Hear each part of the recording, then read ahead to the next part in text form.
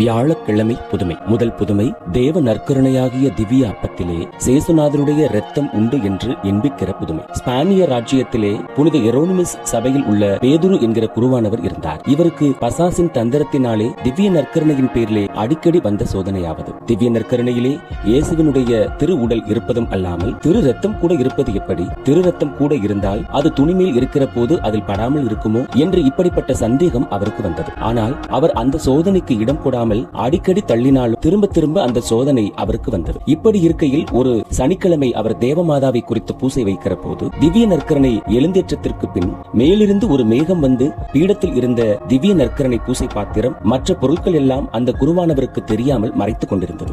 அப்போது அவர் இதை கண்டு மிகவும் பயந்து இனி என்ன செய்வேன் என்று தத்தளித்துக் கொண்டு இருந்தார். பிறகு தமக்கு ஏற்பட்ட துன்பம் நீங்கத்தக்கதாக மிகுந்த அழுகையோடு இறைவனை மன்றாடினார். இப்படி மன்றாடிய பின் அந்த மேகம் மேலே போனதினால் பூசை பாத்திரமும் மற்ற எல்லா பொருட்களும் அவருக்கு தெரிந்தன. ஆனால் அவர் அவைகளை உற்று பார்க்கிற போது திவ்ய நற்கரணையும் பாத்திரத்தில் இருந்த இரத்தமும் இல்லை என்று கண்டு முன்னிலும் அதிக வேதனை அனுபவித்து தேவமாதாவை மகா பக்தி சுறுசுறுப்போட வேண்டிக் கொண்டார். பிறகு மேலே இருந்து திவ்ய நற்கருணை மிகுந்த பிரகாசத்தோடு இறங்கி வருகிறதை கண்டார். இதல்லாமல் அந்த திவ்ய நற்கருணை பூசை பாத்திரத்தின் மேலே வைத்திருக்க தேவ நற்கரணையிலிருந்து திரு ரத்தம் துளி துளியாக பாத்திரத்திலே விழுந்து முன்போல பிரகாசமாய் இருக்கிறதையும் கண்டார். பின்னும் அந்த திவ்ய நற்கருணை அப்ப பாத்திரத்தை விட்டு இறங்கி முன்னிருந்த துணி மேலே இருந்தது. இவையெல்லாம் குருவானவர் பார்க்கிற போது ஆச்சரியப்பட்டதும் அல்லாமல் இனி என்ன செய்ய வேண்டும் என்று ஆலோசனையாய் தத்தளித்துக் கொண்டிருந்தார். அப்போது அவருக்கு கேட்கப்பட்டதாவது, உன்னுடைய சந்தேகத்தை நீக்கவே இப்படி சம்பவித்தது, பூசையை முடித்துவிடு, கண்ட செய்தியை